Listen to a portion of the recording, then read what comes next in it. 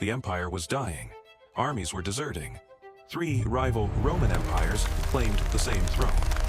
And at the center of it all stood one man, a commander barely remembered today, who would reunite a world on fire.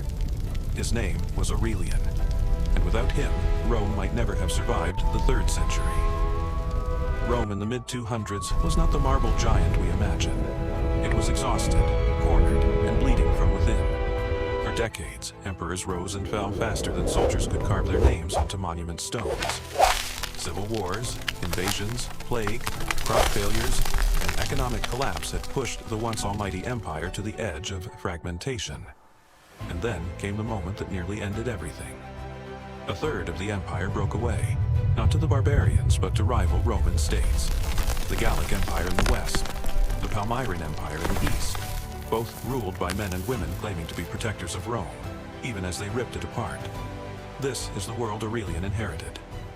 A throne that few survived for more than a year.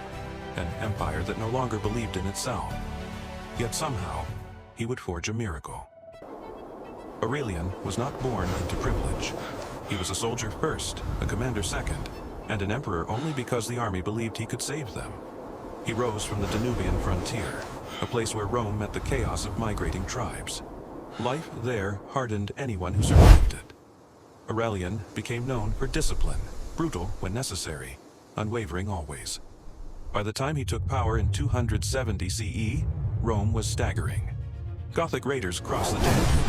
Vandals and Dethungi stormed into northern Italy. The economy was collapsing under worthless coinage. Even the emperor before him had been murdered by his own troops. Most rulers would have spent their first months securing loyalty, consolidating power, negotiating. Aurelian marched. He drove the Goths back across the frontier. He crushed invaders on Italian soil. And in doing so, he sent a message. Rome was no longer prey. But the real test, the one that would define his legacy. In Syria, the brilliant and ambitious Queen Zenobia ruled the Palmyrene Empire. To her people, she was a liberator. To Rome, she was a usurper. Under her command, Palmyra seized Egypt, Arabia, and massive swaths of Asia Minor. What had once been Roman territory now bowed to a new power. Many Romans believed these lands were lost forever. Many even admired Zenobia, seeing her as a stabilizing force during the chaotic age. But Aurelian saw something else. If Rome accepted fragmentation as normal, then Rome was already dead. He rallied the legions, crossed into Asia Minor, and began the long campaign eastward. Each battle felt like a test of whether the empire still possessed a pulse. At Imei, Zenobia's elite cavalry charged with overwhelming force. Aurelian feigned weakness, retreated, drew them out, and when they were exhausted, he unleashed his counterattack. The Palmyrene forces shattered. It was the first sign that Rome, under the right leader, still understood the art. Fall back! Retreat! But Zenobia did not eat. She regrouped to the Mesa. Another brutal battle, another Roman victory. Push them back! Finally, Aurelian marched on Palmyra itself, a jewel of the desert, wealthy and magnificent.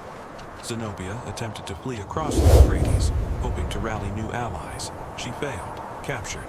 The city surrendered. Halt! Rome There they had are! reclaimed the Don't east. let them escape! Aurelian soldiers wanted to punish Palmyra harshly. Aurelian refused. He needed stability, not ashes. That gesture nearly cost him everything. Months later, Palmyra rebelled again, a final act of defiance. This time, Aurelian returned with fury and razed the city. A warning written in stone. Rome was resilient, so long as its enemies remembered fear. But while Aurelian waged his desert war, the western provinces were slipping away. The Gallic Empire, born decades earlier under the claim of protecting Rome, had carved out its own realm: Gaul, Britain, and parts of Spain. Its rulers minted coins, raised armies, held courts. They were Roman in all but allegiance. Aurelian now marched west. In 274 CE, at the Battle of Chalon, he faced Tetricus, the Gallic emperor. The clash was enormous, tens of thousands on each side. And yet, behind the chaos, a strange rumor spread. Take it. Tetricus It himself had contains secretly everything sought you need to surrender, know. unable to control his own troops. Whether true or not, the result was decisive. The Gallic Empire fell. The rebel provinces returned to Roman rule. For the first time in decades, the empire was whole again. One man had done it. Against every expectation, Aurelian had stitched together a realm thought beyond repair. But reunifying Rome was more than winning battles. Aurelian knew the empire needed foundations, not just victories.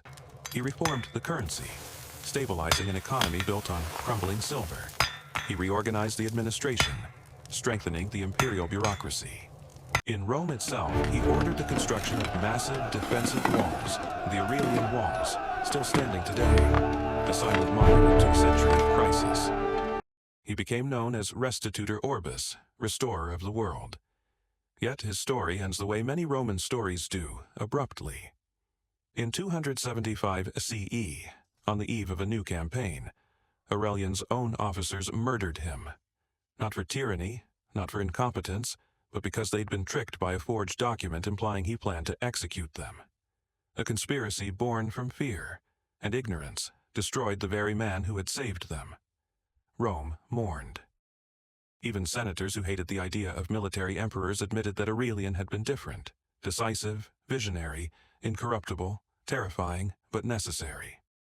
His reign lasted barely 5 years, but in those 5 years, he did what no one else could. He took a shattered empire and made it Roman again. When we look at late antiquity, when we wonder how Rome survived long enough to transform into Byzantium and carry its legacy into the Middle Ages, the answer often begins with Aurelian. Without him, the empire might have fallen not in the 400s, but in the 200s. And the world that followed, Europe, the Mediterranean, the very idea of Rome, would have been unrecognizable. Aurelian's story is a reminder that history is not saved by legends alone. Sometimes it is held together by the hands of people we forget. And yet, the echoes of his decisions shaped the next 500 years. If you enjoyed this journey into one of Rome's most dramatic turning points, subscribe to The Hidden Epoch for more forgotten stories that shaped our world.